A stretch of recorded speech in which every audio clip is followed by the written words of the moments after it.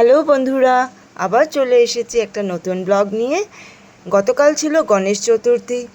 সেই উপলক্ষে আমি বাড়িতে যত গণেশ ছিল সবাইকে ধুয়ে মুছে একটা জায়গায় সুন্দর করে চাদর পেতে সুন্দর করে সাজিয়ে বসিয়ে দিয়েছি।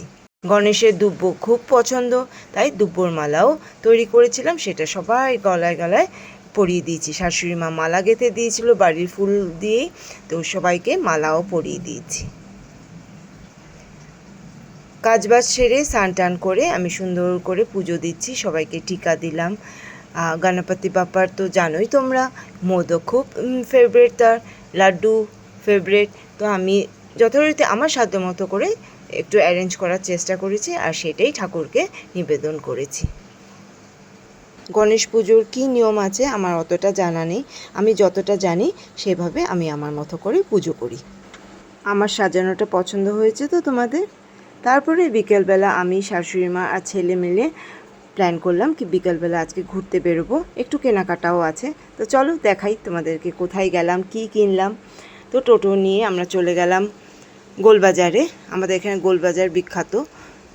তো গোলবাজারে গণেশ পুজো হয়েছিল, ওখানেও একটু দাঁড়িয়ে ঠাকুরকে একটু প্রণাম করে নিলাম।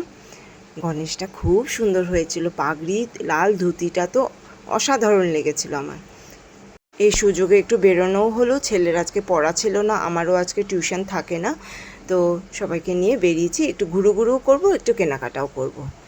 তো চলো এবার যাই হলো শাশুড়ি মানে মার জুতো কিনতে। মা অনেক দিন ধরেই বলছিল কি আমার একটা জুতো প্রয়োজন, সেই জুতো কিনবো।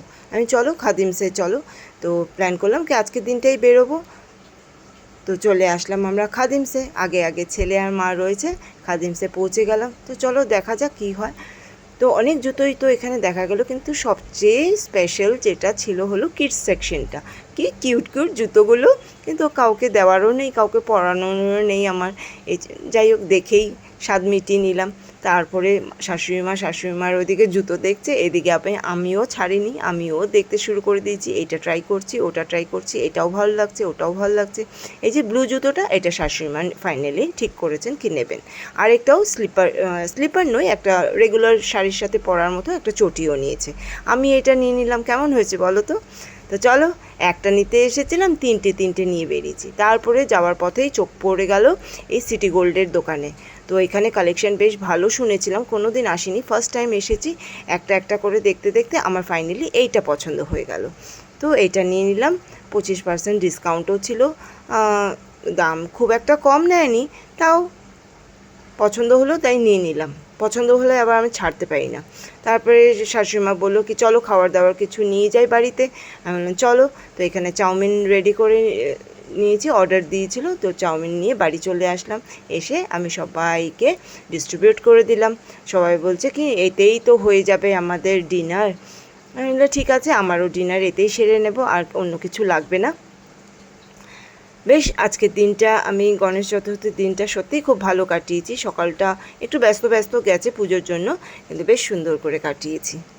সবচেয়ে বড় কথা সবাইকে নিয়ে বেরোতে পেরেছি, এটা আমার খুব ভালো লেগেছে, যেটা আমি সময় করেই উঠতে পারি না। আমার ভিডিওটা তোমাদের কেমন লাগলো প্লিজ কমেন্টস করে জানিও। এখন রাখি, বাই।